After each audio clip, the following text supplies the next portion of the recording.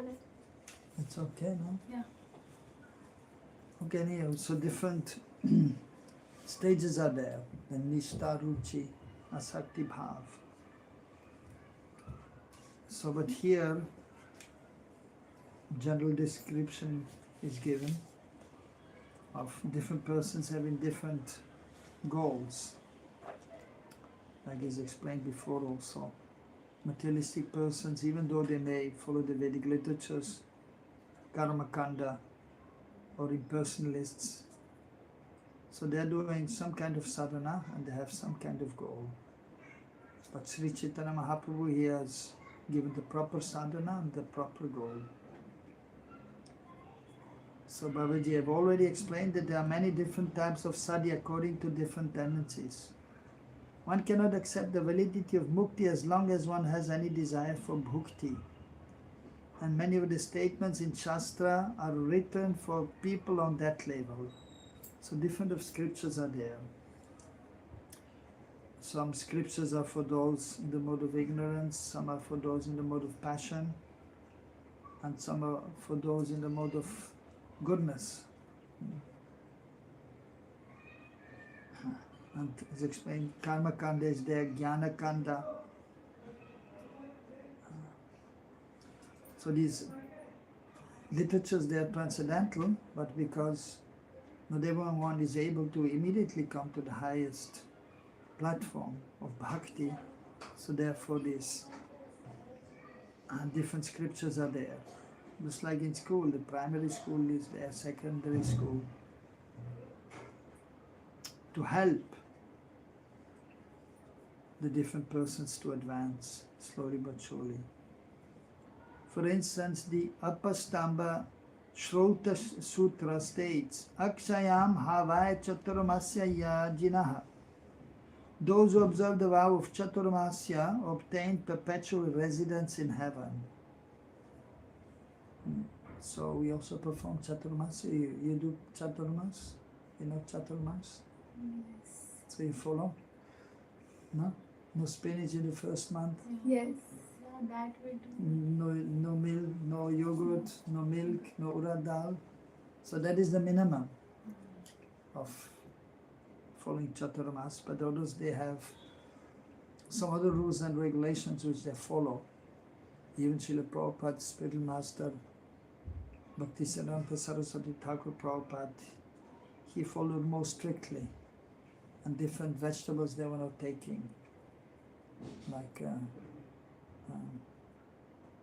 no parval, no tomatoes, no carrots, and so on. And then they perform some tapasya also. Like not shaving for 4 months, for 2 months, sleeping on the floor, getting up before Brahma Muhurta every day. So but Prabhupada, he was just giving the minimum because he started the movement in the Western countries, and for them it was not easy to adopt all the principles which are there in the scriptures. Even nowadays in India. So people, they take rest late and get up late. So then it is difficult to follow immediately all the rules and regulations.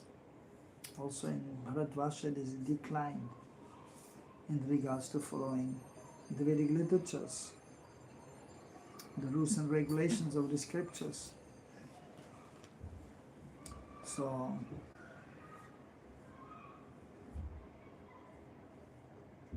Chaturmasya we perform for purification in order to attain bhakti. Whereas as mentioned here, so some persons, they perform Chaturmas Vrat in order to go to the heavenly planets. But that is not our goal. So does this mean that mukti is a worthless goal? The karmis desire only sense gratification. They cannot discover the recommendations from Shastra for mukti. But does that mean that mukti is not described anywhere in the Vedas?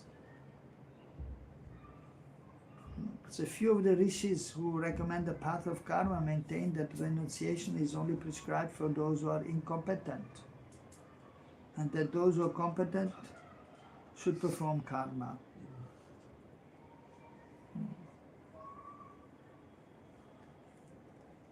So different rishis were there, or different saintly persons are there with the different understandings. And also seeing time, place and circumstances. So not everyone can be renounced immediately. So for them to perform karma yoga is important, to have some activity, but then try to follow the Vedic literatures, try to be regulated, and try to ultimately also, by doing karma yoga, give the result or some of the result of their activities to the Lord.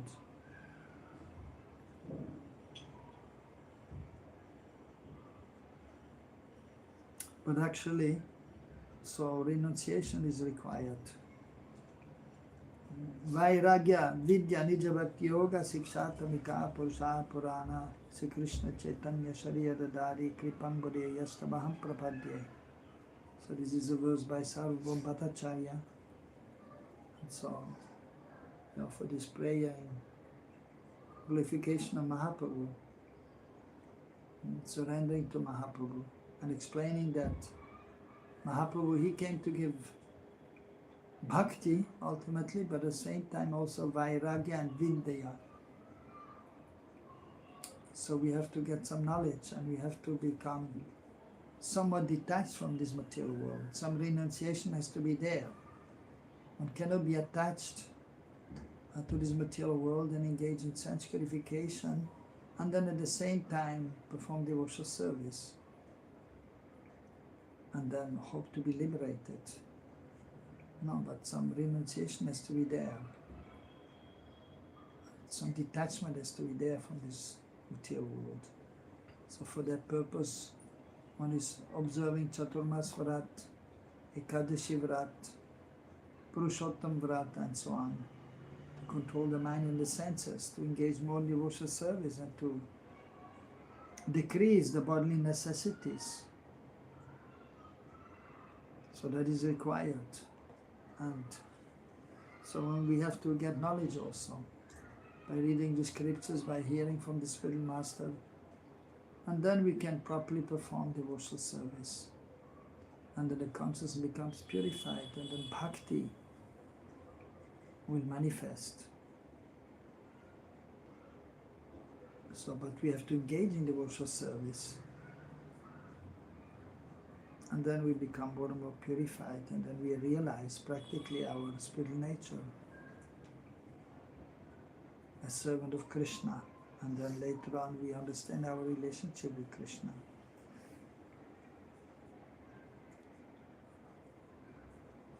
So it is mentioned here, so as some rishis are saying, that one should perform karma, and those who are not able to do karma, they may try to be renounced.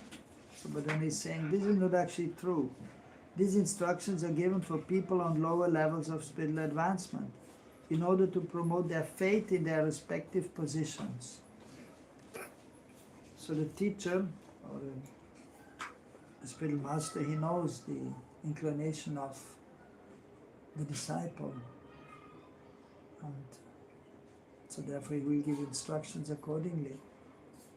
And he sees that one devotee, he may be attached to this material world and he cannot become quickly detached, and he will suggest to him to get married and take care of a family, but then keep Krishna in the center, and this way he can become more advanced, and in this way he can slowly but surely become renounced also and detached from this material world gradually. And so therefore the Varnashram system is there, and the majority will enter Grihastha ashram. Only very few they can remain brahmachari or sannyasis, they can become sannyasis. For the men, for the ladies it's even more rare that they can remain single and not get married. So usually for women it is better to get married.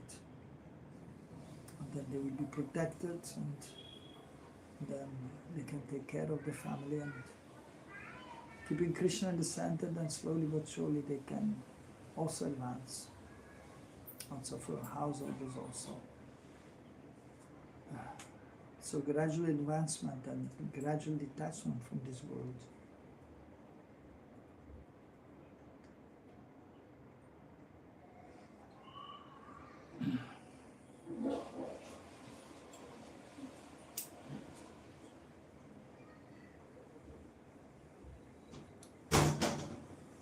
It is inauspicious for jivas to neglect the duties for which they are responsible. If one carries out one's duties in full faith that they are appropriate for one's present level, one easily gains access to the next level of qualification. Consequently, prescriptions in the Vedas promoting this type of faith have not been condemned. On the contrary, if one condemns such prescriptions, one is liable to fall down. All jivas who have attained elevation in this world have done so by strictly adhering to the duties for which they were qualified.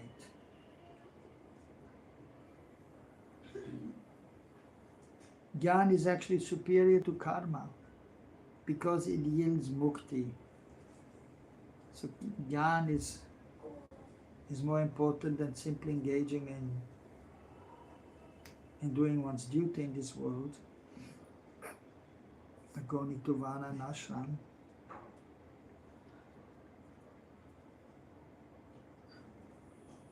Because by knowledge we can become free from this material entanglement. But superior than jnana is bhakti. Nonetheless, the Shastras that discuss competence for karma praises karma most highly and do not substantiate the preeminence of jnana. So this we can see practically, the scriptures are there, and some they promote karma even more so than jnana, because the scriptures are there for those who are eligible for karma yoga. Some scriptures are there for those who are intellectually inclined, but they don't have yet the intelligence, the understanding, or the desire to serve the Supreme Lord. So for them, Jnana Kanda is there.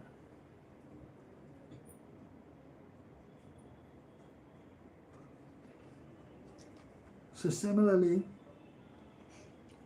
where the Shastras discuss competence for Jnana, we find all the mantras that we have mentioned which praise Mukti.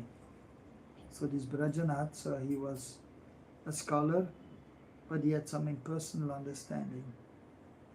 So he was quoting different mantras, which the Mayavadis are quoting. And they promote, or they praise Mukti, becoming free from this material entanglement. But then higher the Mukti is Bhakti, to engage in devotional service.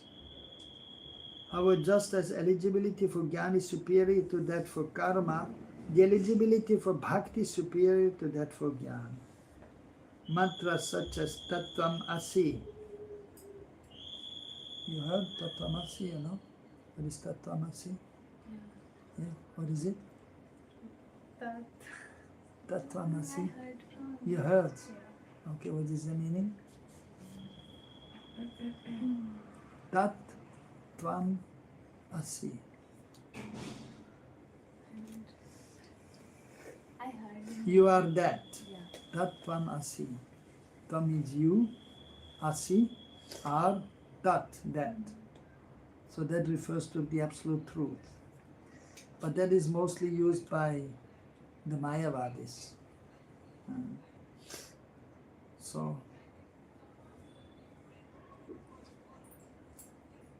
And actually the Mayavadis, when they give sannyas, they will give different mantras to their disciples, and one of them is also Tattvamasi, you are that.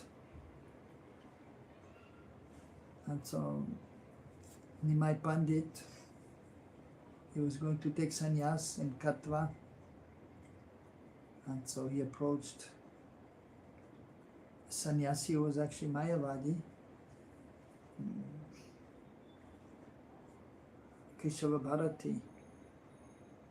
And so then he asked him, before receiving the danda, sannyas danda, and the cloth, and also the name usually is given to the sannyasi. So then mantra is given. And actually, so Nimai Pandit is the Supreme Lord, and he was actually blessing Keshava Bharati. So that is his pastime. So then he asked Keshava Bharati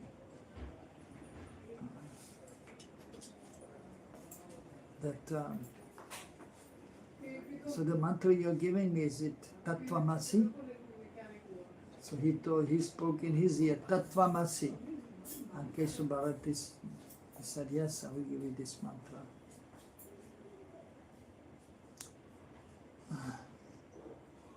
So but then the Vaishnava's understanding is that, because the Vaishnavas, they see Krishna everywhere, Tattvamasi.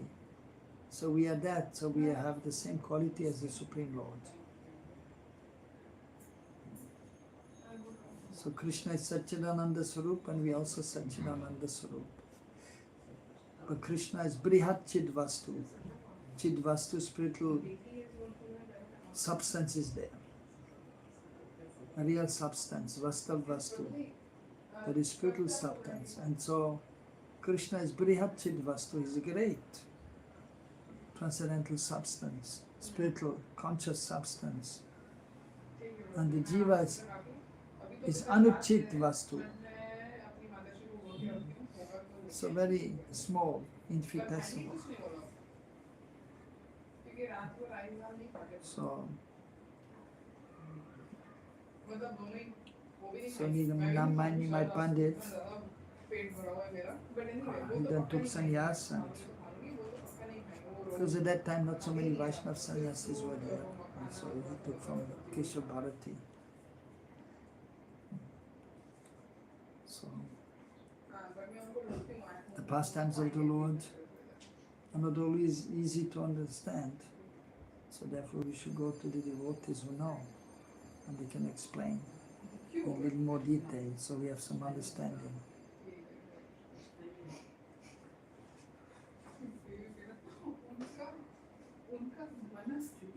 And so the Mayavadis are known as Ekadanda Sannyasi, Ekadanda, one danda, and wanting to become one with the absolute truth. But the Vaishnavas, they are known as Tridandi Sannyasi, Tridanda, Tridandi, they have three dandas. You have seen Vaishnava sannyasis in ISKCON? Yes. They have three danda, Yeah. three dandi. There's one danda, right? But actually, there are three dandas, but they are put together with one cloth. So therefore, you only see one, but there are actually three. Therefore, known as three dandi. Three bamboo sticks are there, and they're tied together with a cloth, mostly. So signifying that a devotee is surrendering body, mind and words to the Lord. And then there's a small danda there, you have seen, a little bit curved. That is Jiva danda. We are spiritual. And body, mind and words are, we are engaging in the service of the Lord. That is Tridandi Sannyasi. So it's dedicated to the service of the Lord, fully.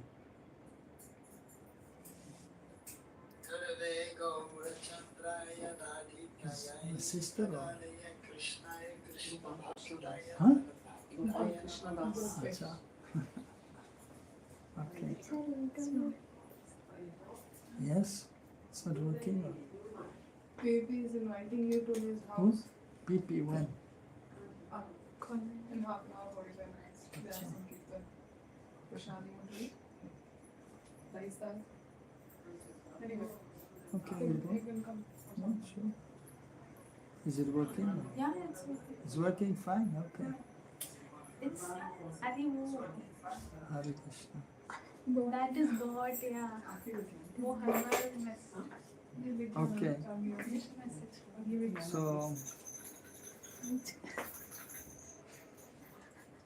So Tattvamasi and Aham Brahmasmi. So mantra such as Tattvamasi and Aham Brahmasmi. So what is Aham Brahmasmi? I am Brahman. I am Brahma. Aham Brahma Asmi. So, and that also the Mayavadis are saying, Aham Brahmasmi. We are no different from the Param Brahma, the absolute truth. We will merge in that. But so even as Vaishnavas we may say Aham Brahmasmi, we are spiritual by nature. But we recognize the absolute truth and we recognize that we are servants of the Lord. So, but usually mantras Tattvamasi and Aham Brahmasmi praise in personal liberation and they strengthen the faith of those who seek it to follow the path for which they are qualified. For this reason, it is not wrong to establish the eminence of Jnana. However, Jnana is not the ultimate sadhana and the sadhya of Jnana and Mukti is not the ultimate sadhya. So the Jnana is the performed sadhana and they have a goal, sadhya, but it is not the ultimate goal, it is not perfect goal. The Vedic mantras establish the final conclusion that Bhakti is the sadhana and Prema Bhakti is the sadhya, pure love is the goal.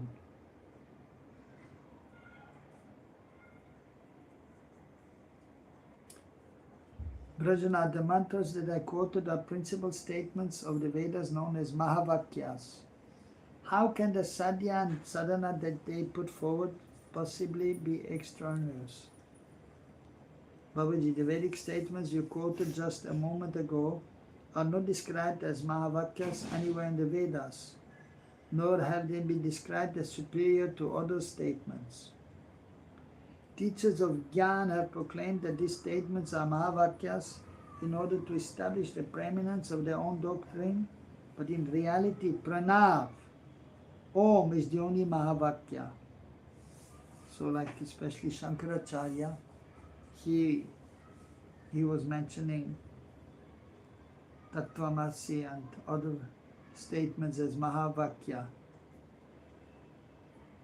So, great statements, Vakya, Mahavakya. But according to the scriptures, so he's mentioning here Pranav. The Pranav is the only Mahavakya. Pranav, you know? Om. What is the meaning of Om? So sound representation. Sound representation of the Lord. Brahma Jyoti. Sound vibration. Yes, so the Mayavadis are saying that Om refers to the Brahma Jyoti.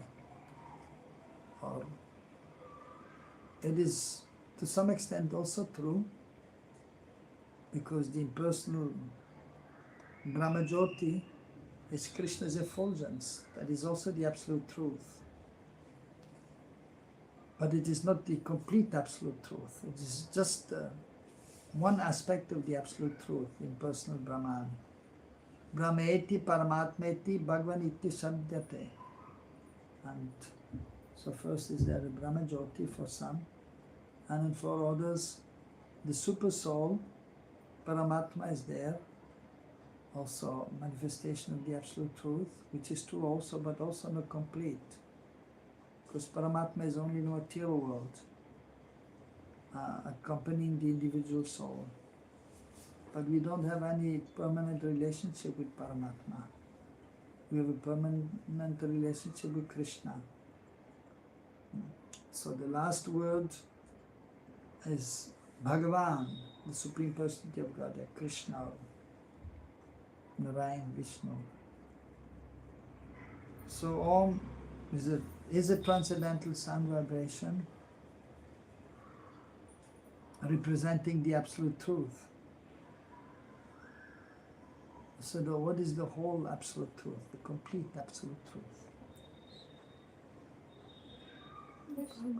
Bhagavan? Which Bhagavan? Krishna, yes.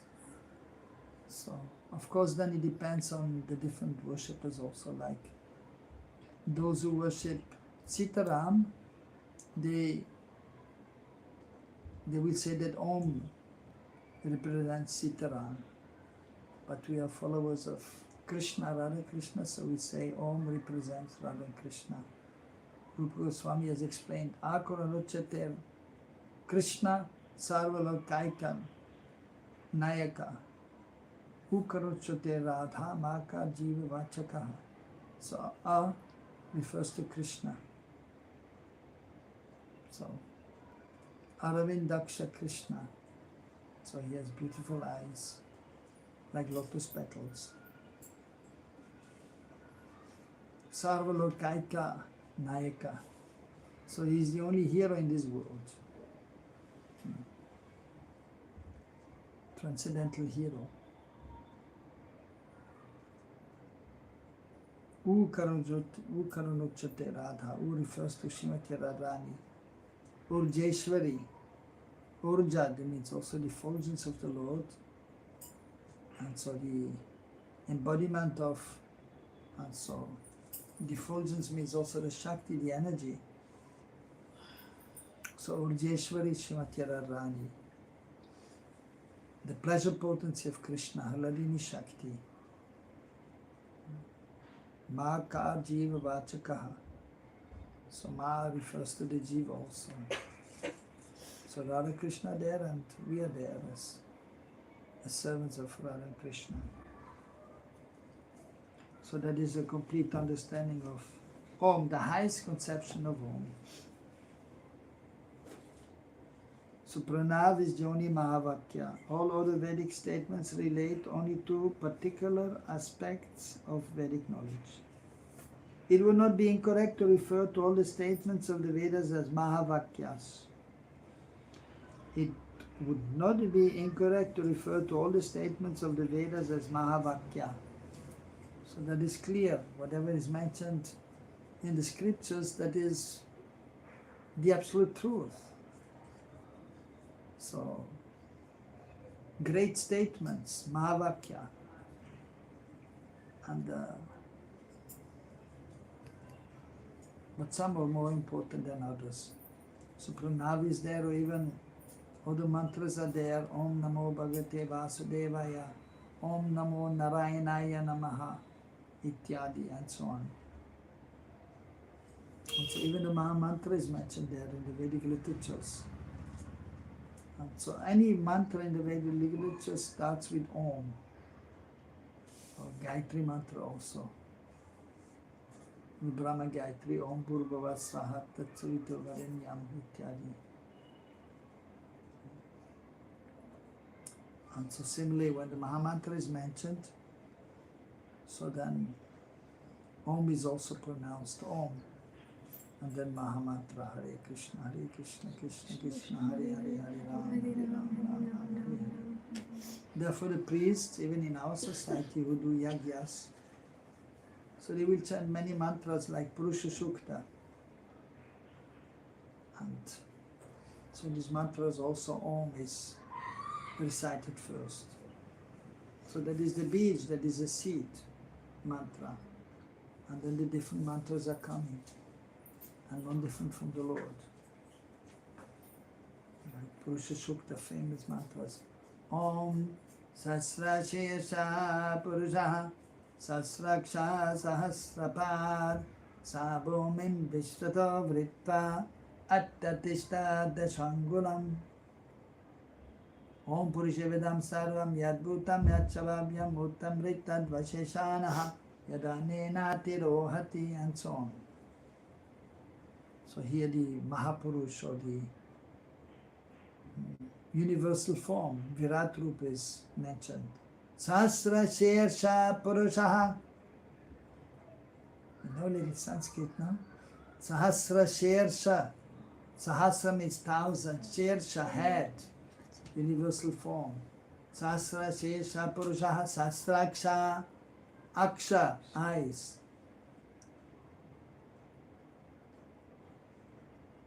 So thousands of hands, thousands of feet. So that is mentioned there.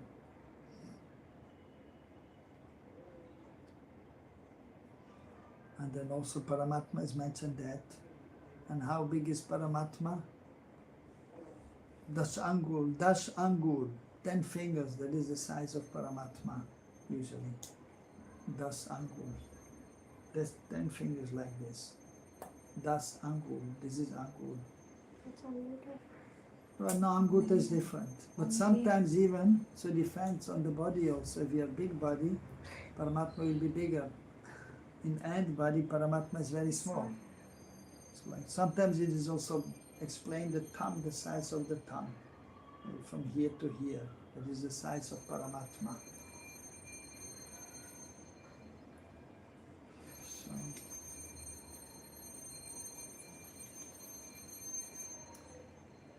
but so then the ultimate form, that is Bhagavan. So any mantra which is there in the Vedic literatures, that is a great statement, Mahavakya.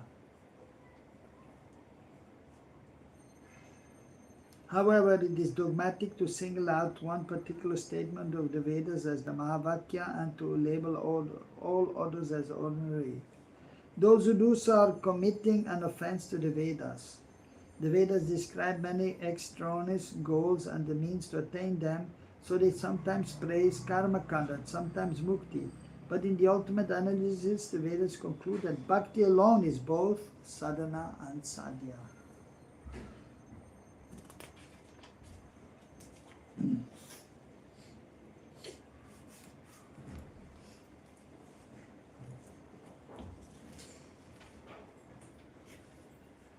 The Vedas are like a cow, and Sri Nandanandan is the milkman.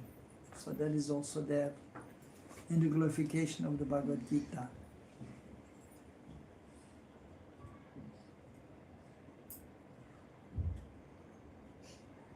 In the Bhagavad Gita, he has revealed the purport of the Vedas regarding the ultimate aim.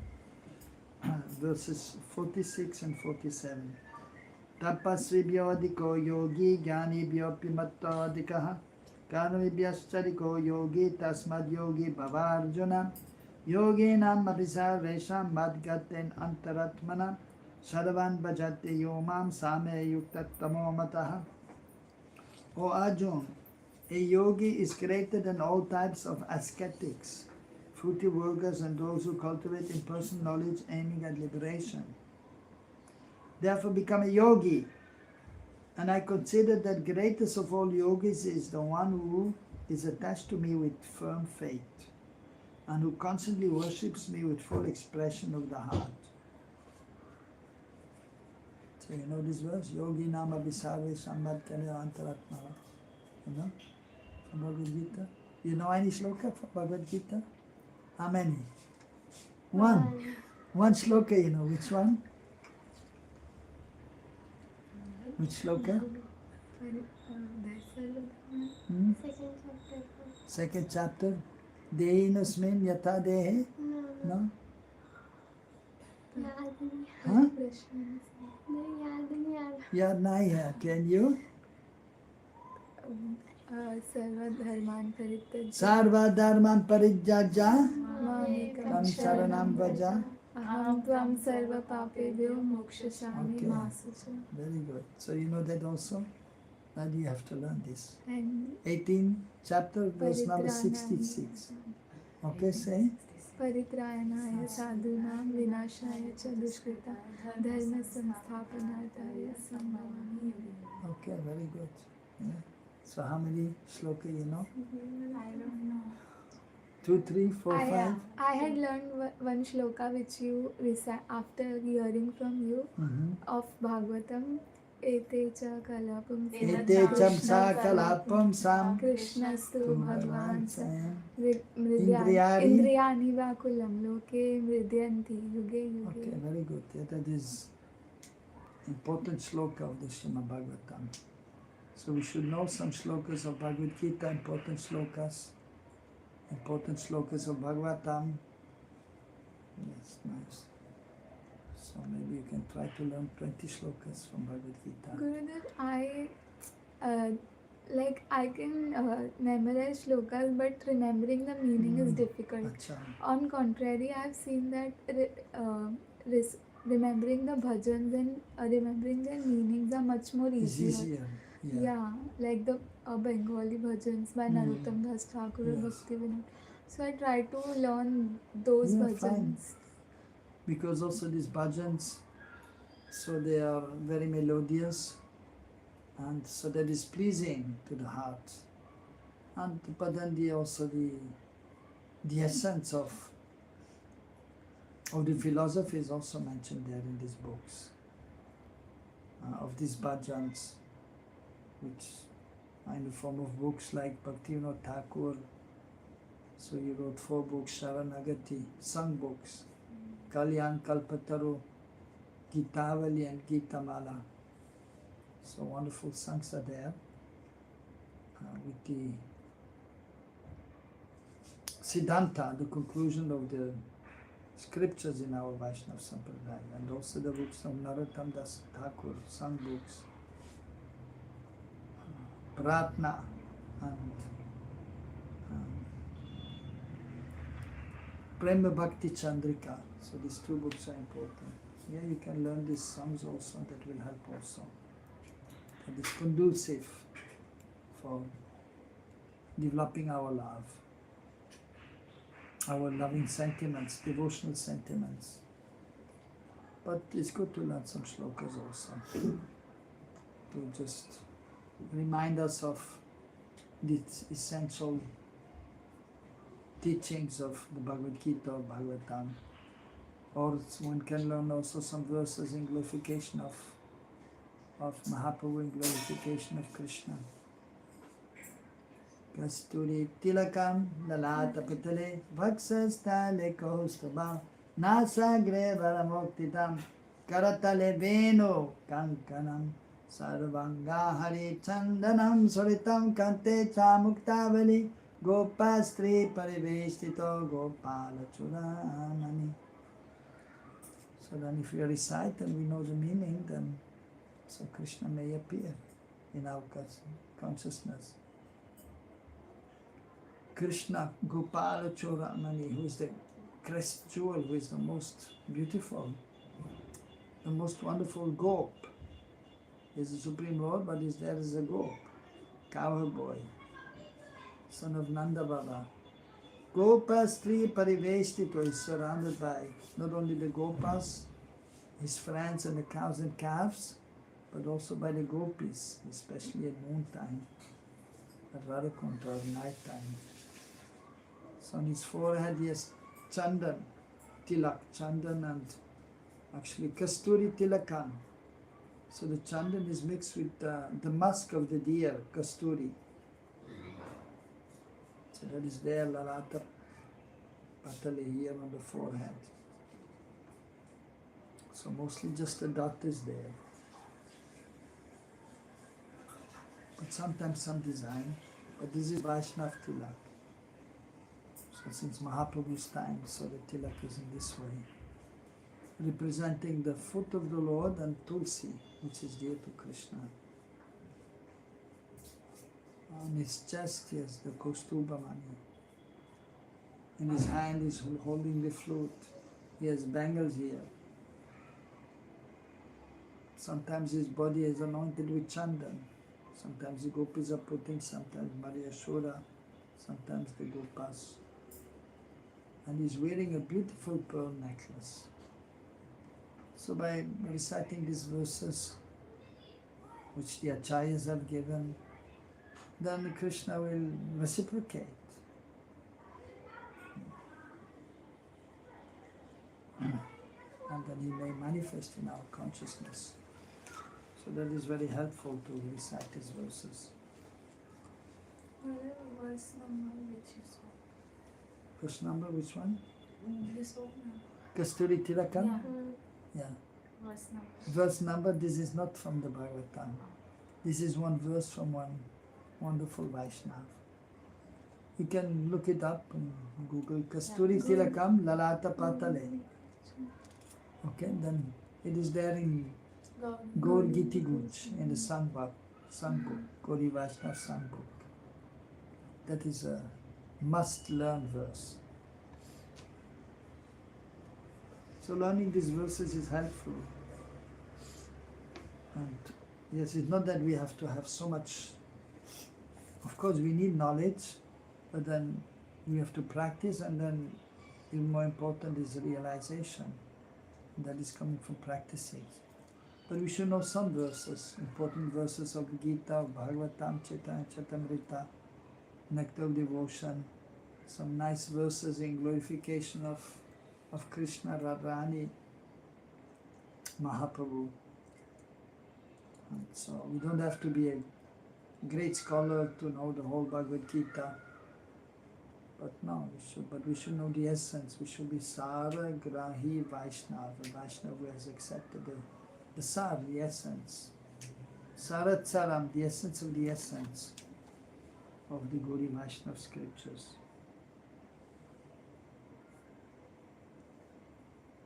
It is said in the Shvetashvatar Upanishad, Yasya deve para bhaktir, yata deve tata guru, tasyaite katidehe ata pakashante mahatmanaha. You heard that verse? That is also an important verse. Yasya deve para bhaktir, yata deve tata guru. So if one has bhakti towards the Lord, then one may have also bhakti towards Guru. If one has bhakti towards Guru, he will have bhakti towards the Lord. And then everything will be revealed. The Vedic knowledge will be revealed.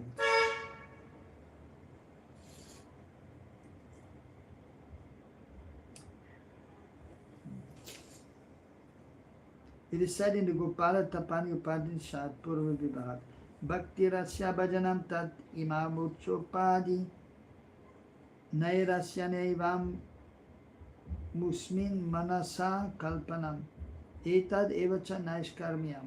Bhakti performed for the pleasure of Sri Krishna is known as bhajan. Bhakti performed for the pleasure of Sri Krishna is known as bhajan. So the word bhajan means devotional service, and it may be also then, of course, there's bhajan and like singing different songs for the Lord's pleasure, like bhajan sandhya is there, but also chanting japa and worshipping the deities for the pleasure of the Lord, that is bhajan. This means to give up all desires for enjoyment in this world and the next, to dedicate one's mind upon Krishna, and to develop a feeling of complete unity with Him because of an overwhelming sense of prema. This bhajan also entails freedom from all result-oriented activity. So bhajan, when we say bhajan, that means some devotional feelings are there. Bhajan.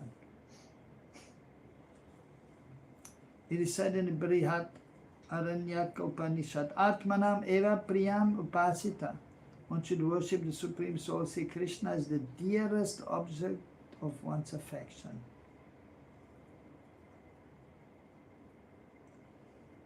Atmanam eva priyam, which is dear to ourselves. So Krishna is therefore known as Prananath, the Lord of our Pran. So the life wares are there.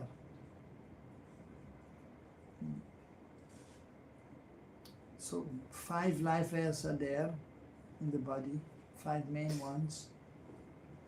And the main of these 5 is known as Pran Vayu. And this Apana Vayu, Udana Vayu, Samana Vayu, air which is going up, air which is going down. Therefore sometimes belching is there, because the air is going up and it's coming out. Sometimes going down, passing air. But the main air is known as Pranavayu. the life air. And sometimes so we say the Lord in the heart, or the soul is in the heart. So we are, this body, we are a spirit soul, we are situated in the heart. But not in this heart which is pumping the blood in and out. But the life airs, even the consciousness is beyond the gross body. There's a gross body and subtle body. And so the life airs are there, and the soul is floating there in the life airs. And pranavayu is there. So the Lord is known as, therefore, Prananath. Is really the Lord of our life. Also sometimes we call Aradhya Dev. So Aradhya, Aradhana, we do worship. So the worship of the Lord there, that is Krishna Aradhya Dev. Or Upasya Dev, we're doing Upasana, we're doing worship. Also another word, Upasana. So Upasya Dev. So that is Krishna. Or Ishta Dev, Ishta. So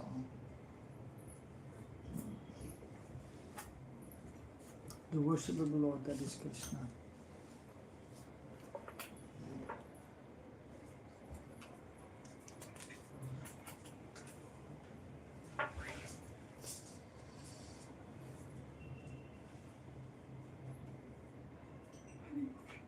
So it is also stated in Brihadaranyaka Upanishad, Atmava Aradrastavya Shrotavya Mantavya Niditya.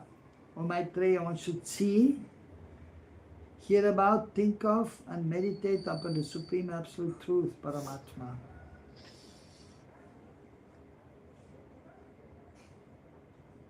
So Atma here is used. Atma can refer to the self, or Paramatma means the super soul in the heart, Vishnu Murti.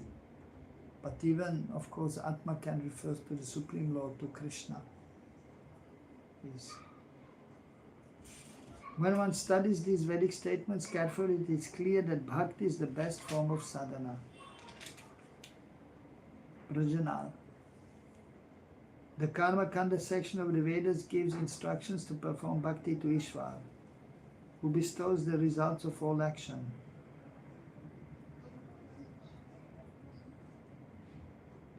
In the Jnana, so even in Karma Kanda, so it is mentioned one should do one's activity, karma, but it should also be for the pleasure of the Lord. But they are not fully dedicated. In Jnana Kanda section, we also find instructions to satisfy Hari by performing bhakti through the medium of the four types of sadhana known as sadhana chatustai. So how can bhakti be the sadhya if it is the means to obtain bhukti and mukti? Since bhakti is the means, it ceases to exist when it produces bhukti or mukti. This is the general principle. Please educate me on this question. So that is the thinking of the Mayavadis. We do bhakti in order to gain some result, and then also to become free from this material existence.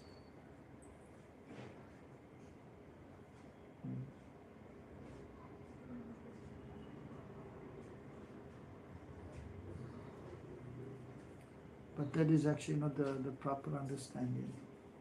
Bhakti is there for the pleasure of the Lord only.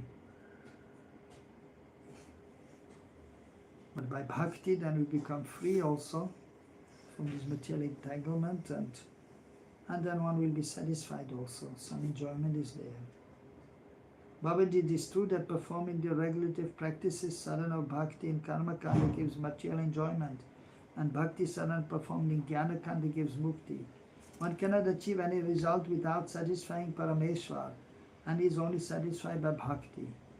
Is the reservoir of all potencies, and whatever potency is found within the jivas or within inert matter is only an infinitesimal display of his potency.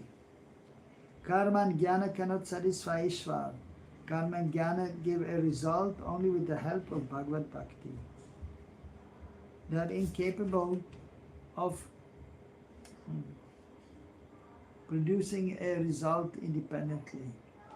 Therefore, it is seen that there is an arrangement for some performance of a semblance of bhakti in karma and jnana. However, this is not Shuddha Bhakti. Rather, it is only Bhakti Abhas. You have a cold? It's a bit cold, huh? According to Bhakti, seen in karma and jnana, accordingly, the Bhakti seen in karma and jnana is a mere semblance of devotion, not Shuddha Bhakti. And it is this Bhakti Abhas that is instrumental in bringing forth the result of those pursuits. So by Bhakti, one may also gain some bhukti, some sense gratification, and by Bhakti one may also gain some knowledge. But actually Bhakti is there to attain Shuddha Bhakti or Prema Bhakti, that you have to understand.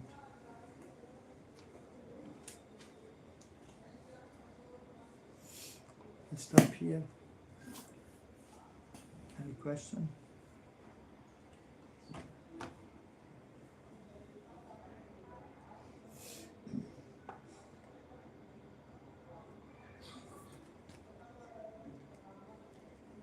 What is the meaning of this line? Karma and Gyan give a result only with the help of Bhagavad Bhakti. Yes. Yes.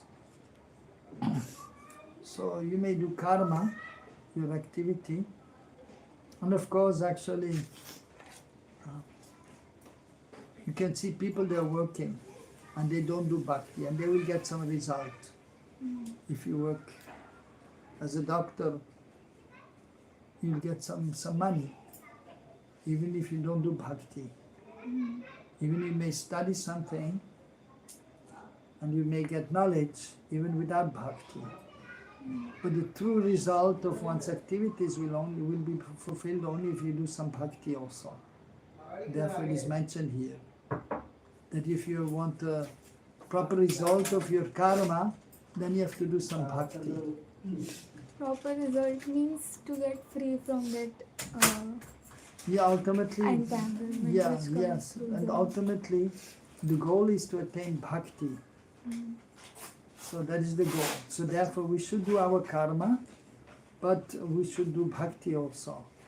That means we should do for the pleasure of the Lord. So somebody is working, he cannot chant Hare Krishna Maha Mantra, but he has faith in the Lord. And so he's working, he's getting some money, and sometimes he is going to the temple and he's giving some donation to the Lord, or giving some fruits. Or at home, maybe he has picture of the deity and he's just doing pranam every morning. Maybe he's offering one incense, that's all. But his idea is that I have to work, do my karma, and then I will get some result, I will get money, and then I can enjoy it. This is bhukti. So, but if they don't do bhakti, then actually they become entangled in this world. They may do something good and there's a good result, they do something which is not so good and the result is not so good. But if Krishna is there, at least to some extent, then there's benefit there. And they may become free from this entanglement in this material world. So therefore, one should do karma, but it should be karma yoga, not just karma.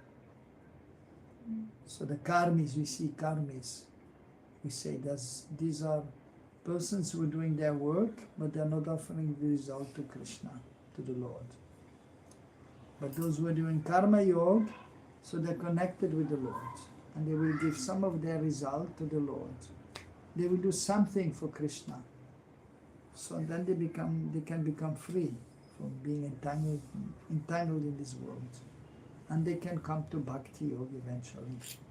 So therefore this line is mentioned. And same in jnana. So you may study something or you may learn something, But if bhakti is not there, then you remain entangled in this material world. You have to take birth again. Or the Mayavadis, they will go to the Brahma Jyoti, but that is not really a liberation. Because there, if they go to the Brahma Jyoti, they are in Badavasta. It is conditioned. So the unlimited jivas in the Brahma Jyoti. In the Brahma Jyoti, and unlimited jivas are there who are serving Krishna, they are known as Nitya Siddha. And those who are in the Brahma Jyoti, they are known as Nitya Baddha. They are also servants of Krishna, but they are not aware of their position. So they are spiritually conditioned. They are in the spiritual world, but they are not serving Krishna, so they are known as Nitya Baddha. Because it is such a long time that they are there.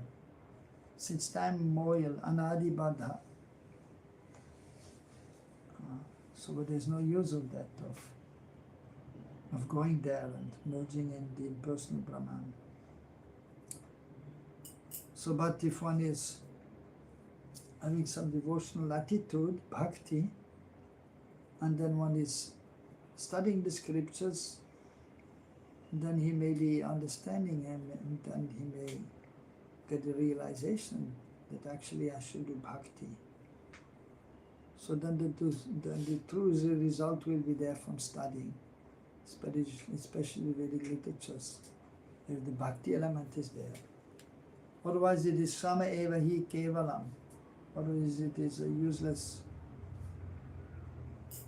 it is a waste of time. And the labor is useless. Sama eva hi kevalam. Sama means hard work. In terms of karma or in terms of jnana also. You may be breaking your head in reading or trying to understand something, in memorizing something, but if the Lord is not there, at least to some extent, then there is no use. So therefore this line is mentioned. Some bhakti has to be there. It may not be Shuddha bhakti because it is rare, but at least some devotional attitude should be there. And some proper understanding should be there. That we are not this body, we are spirit soul, we are the eternal sons of Krishna. And we are meant to serve Krishna. So that is a proper knowledge. So the jnanis, so mostly they are interested in moksha or mukti, become liberated. But then they don't want to merge in the Brahma Jyoti, which is of no use. But if they have some devotional inclination, so then they may become liberated from this understanding, from this misunderstanding. So therefore this line is mentioned that the true result of karma and jnana will not be attained if bhakti is not there. So therefore kama mrisha bhakti or jnana mishra bhakti. So if pure bhakti is not there, then it may be mixed with the propensity to enjoy something, karma, or it may be mixed with the empirical understanding or a scholarly approach by studying the scriptures. But ultimately we have to enter the realm of bhakti, of devotional service, prema bhakti or shuddha bhakti, pure devotional service that has to be attained ultimately. Okay? And Gurudev, some days back I was hearing class of Param Gurudev, so he was telling that what people do, they do work and then at the end they say, I offer you to the Lord. So he was telling that in the starting it is okay, but this is not the proper way. One should before only think that whatever I'm trying to do is by the mercy of the Lord. If we will do like this, then we will that we are the doer, it will not come. So this is the proper way. So whenever I do something, or even my mala, so I do one mala and I say I offer to this my guru. After every mala I do this. But before Nice. that also I pray that to the Lord that give me the strength to chant the holy name. So after that lecture, I was thinking, should I do that? Like after doing one mala, I say Gurudev Arpan Namaste. So should I say that or? Yeah, you can. Nice. Fine, no problem. You don't have to, but you can. I No problem. got that habit Yeah, it's fine, no problem. because Because first we should do everything for the pleasure of Guru. And then we do it for the pleasure of Mahaprabhu also. And then we can do for the pleasure of Krishna. We cannot even, in the beginning, we cannot directly satisfy Krishna. But we attempt to serve, and then, but we take shelter of Guru and we offer to Guru. And then by his mercy then, we may be able to serve Gauranga, Mahaprabhu, and then Radha Krishna.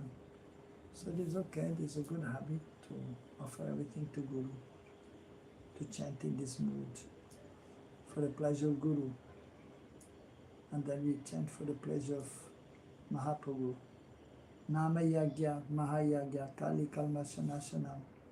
Sri Krishna Chaitanya Prite Artam, Nama Yagya Samarpanam. Sri Krishna Chaitanya Prite Artam. So that is the purpose of chanting. For the pleasure of Chaitanya Mahaprabhu. So, but first you offer to Guru. When you chant, you should first, just like when you worship the deities, first Guru Puja, then Gauranga, then Krishna. In chanting also, first you remember Guru. When you're chanting the Maha Mantra, you should see Guru Dev is here. And then you try to remember the previous acharyas, Rupa Goswami. And then you may remember Mahaprabhu, Panchatattva. And then you may remember Radha Krishna and the gopis, manjaris. So that is fine, no problem.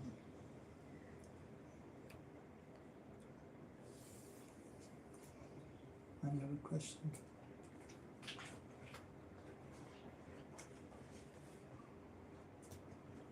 Jai. Nitai Gaur Radhe Shyam, Jai Krishna. one devotee is telling that his name is Pratik. He is telling that Pratik? he's memorizing the words and he's telling bless me. Okay, which verse? He just told that he is reciting He's and trying he's to memorizing. recite. Yeah. Okay, Tadastu. Okay. Fine. Okay, you can close it. But The cross is there now.